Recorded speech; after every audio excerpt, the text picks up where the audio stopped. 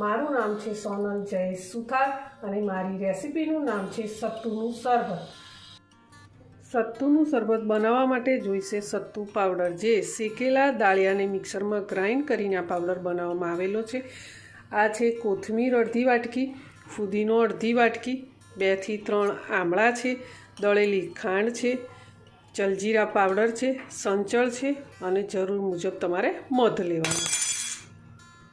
હવે આપણે કોથમીર અને ફુદીનાને મેં પાણીથી ધોઈને બધી જ વસ્તુઓ મિક્સર જારમાં લઈને તેને પીસી લેવાની છે। હવે જરૂર મુજબ તમારે સત્તુનો પાવડર અને થોડું પાણી નાખીને ફરીથી તેને આપણે પીસી લઈશું અને શરબત બનાવી લઈશું। હવે આપણે મિક્સર જારમાંથી સર્વિંગ ગ્લાસમાં સર્વ કરી લઈશું।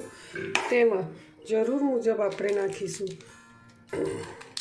જલજીરા પાવડર નાખવામાં આવશે અને એ પછી તમારે જરૂર મુજબ નાખવાનું છે ઠંડુ પાણી, કોલ્ડ વોટર આપણે એડ કરીશું અને તે પછી આમાં આપણે નાખીશું આઈસ ક્યુબ।